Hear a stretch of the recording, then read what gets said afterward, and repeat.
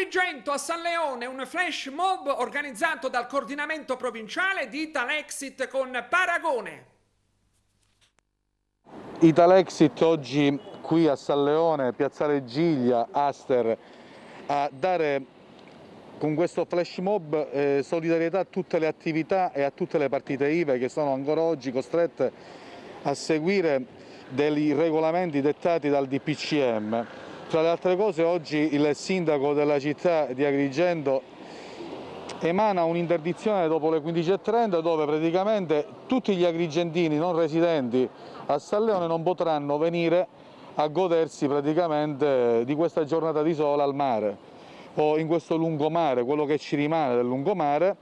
e noi con forza come Italexit gridiamo proprio alla gente di partecipare in solidarietà a tutte le partite IVA che oggi stanno subendo e soffrendo una crisi oggettiva senza precedenti. Italexit sta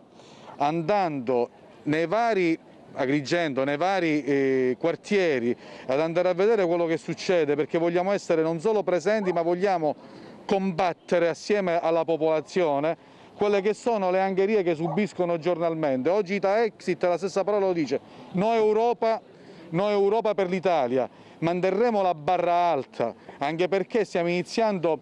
un'azione politica nei confronti di questo governo che ci sta bistrattando e siamo certi che i soldi del Recovery Fund nel nostro mezzogiorno d'Italia non arriveranno perché sono dettate da delle regole che sono già state stabilite da chi ci governa dal nord.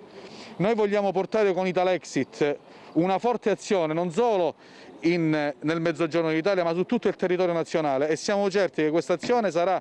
propositiva per tutti coloro che saranno vicini a Italexit. Noi vi chiediamo di